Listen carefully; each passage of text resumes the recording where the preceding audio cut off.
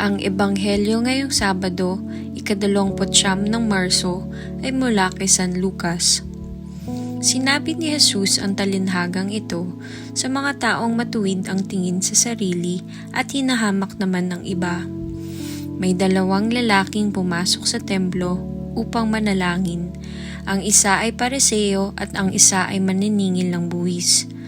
Tumayo ang Pariseo at nanalangin ng ganito: O Diyos, nagpapasalamat ako sa iyo sapagkat hindi ako katulad ng iba na mga magnanakaw, mandaraya, mangangalunya, o kaya'y katulad ng maniningil ng buwis na ito. 2 beses akong nag-aayuno sa isang linggo at nagbibigay rin ako ng 10 bahagi mula sa lahat ng aking kinikita. Samantala, ang maniningil ng buwis na may nakatayo sa malayo at di man lamang makatingin sa langit. Dinadagukan niya ang kanyang dibdib at sinasabi, O Diyos, mahabag po kayo sa akin na isang makasalanan. Sinasabi ko sa inyo, ang lalaking ito'y umuwing matuwid sa harapan ng Diyos at hindi ang Pariseo, sapagkat ang sino mang nagmamataas ay ibababa at ang mga nagpapakababa ay itinataas. Ang mabuting balita ng Panginoon. Ang ating faithful reflection ngayon ay isinulat ni Brother Bernie Marco mula sa FGS. Magpakumbaba para sa kanyang awa. Sa Ebanghelyo, narinig natin ang talinhaga tungkol sa 2 tao na nananalangin sa templo, isang Pariseo at isang maniningil ng buwis. Ang Pariseo ay nagmalaki sa kanyang mga gawa at ipinagmalaki ang kanyang pagiging matuwid, habang ang maniningil ng buwis ay nagpakumbaba at humingi ng awa sa Diyos.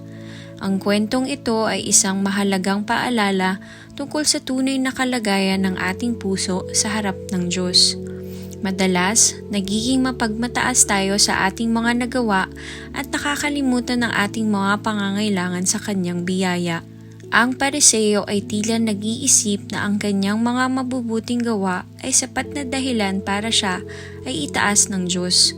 Pero sa katotohanan, ang kanyang puso ay puno ng kayabangan.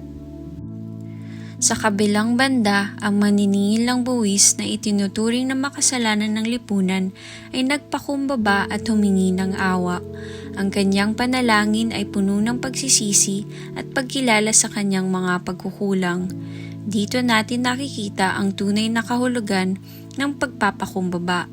Sinabi ni Jesus na ang maniningil ng buwis ang umuwi na pinatawad, hindi ang Pariseo. Ang mensahe dito ay malinaw. Ang Diyos ay malapit sa mga magpapakumbaba at ang mga nagmamalaki ay hindi niya pinapansin. Sa ating mga panalangin, mahalaga na lumapit tayo sa Diyos na may pusong mapagkumbaba, handang kilalanin ang ating mga pagkakamali at humingi ng kanyang awa. Sa ganitong paraan, tunay tayong makakaranas ng kanyang pagmamahal at biyaya. Manalangin tayo. Panginoon, lagi mo kaming paalalahanan na magpakumbaba at tanggapin ang aming mga pagkakasala. Amen.